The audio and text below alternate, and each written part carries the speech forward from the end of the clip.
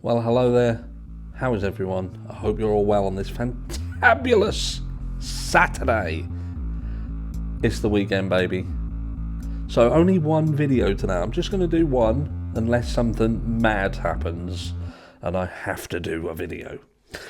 But no, I just want to cover some things because I don't know what happened, but I had a few emails come through saying you need to check this out, and they sent me a link, and the link didn't lead anywhere. The videos had got removed. From what I can see, it would appear that possibly, I'm not 100% sure, but it might have been Jules of all trades had done the reading of a document that came out, and it seems like due to the fact that there was a typo on the doc, it meant that doc read wrong. So it looked like that Ann Taylor had stated that there was 3 unknown male DNA profiles on the sheath, and that may have been what the cause of whatever happened. So I'm not, like I say, I'm not 100% sure, but from what I can gather, that's what happened. But look, the be-all and end-all of that story is that in terms of DNA, I think these are the important things.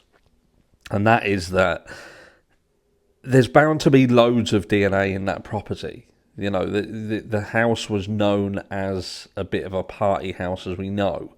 So to be other DNA profiles anyway, it wouldn't be uncommon. I think what's happening is we kind of lose focus on things, and we forget what's important and what needs to be challenged. And you know, the biggest sort of hurdle that Brian would have to overcome in the event of his innocence, because let's not forget, if the guy's guilty, I don't want him to overcome anything. I don't want him to get off this crime if the guy is guilty. But we obviously don't want him convicted if he's not. But he has a massive hurdle, and that is in the fact that there is a knife sheath that was apparently found where it was found. And for those of you who are uncertain, it was found in the room under, sort of semi-underneath one of the victims and underneath a blanket comforter. So as close as you're going to get. And his DNA was apparently on there.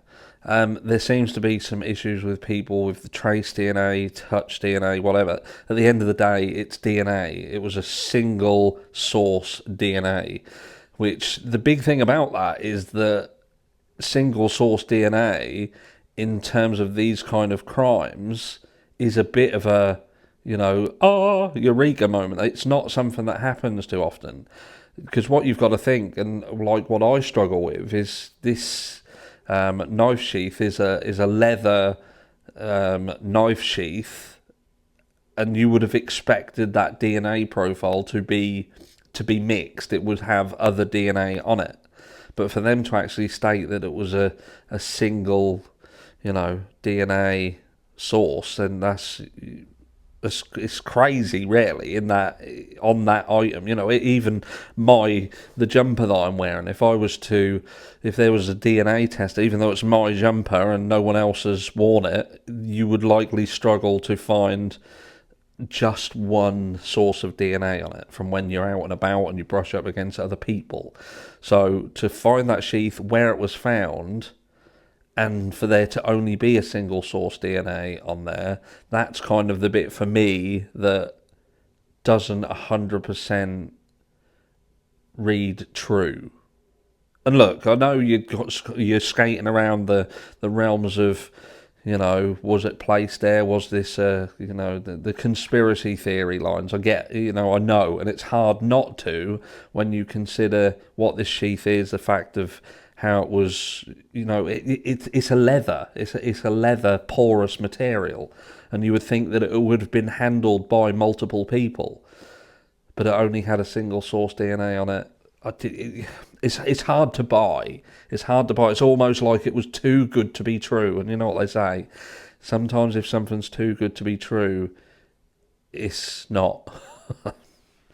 But anyway, look. I'm going to keep it short and sweet because it is the weekend, but with regards to what is actually happening in the case, there isn't a massive amount happening. We've got a hearing on Tuesday.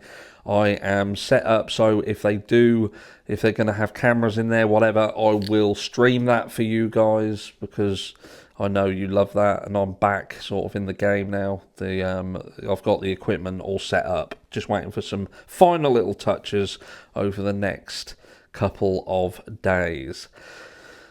But I hope you have a fantabulous weekend and enjoy some time with the family, because it looks like next week could be a busy one. So there you go. That's everything. There isn't a lot to talk about, but I just wanted to sort of clear this up because I had a lot of people emailing me about this, and from what I could ascertain, that's where things had gone wrong. But yeah, there's still issues with the DNA, 100%. But ultimately, there's nothing we can do about it. This is going to have to go through due process and see what can happen. But let me know down below, where are you still? From what you've seen over the last few days, weeks, are you in the Brian Kohberger's guilty, Brian Kohberger's innocent, Brian Kohberger, I have not got a fucking clue what's going on. Let me know down below. Have a fantastic weekend, and I'll catch you all in the next one.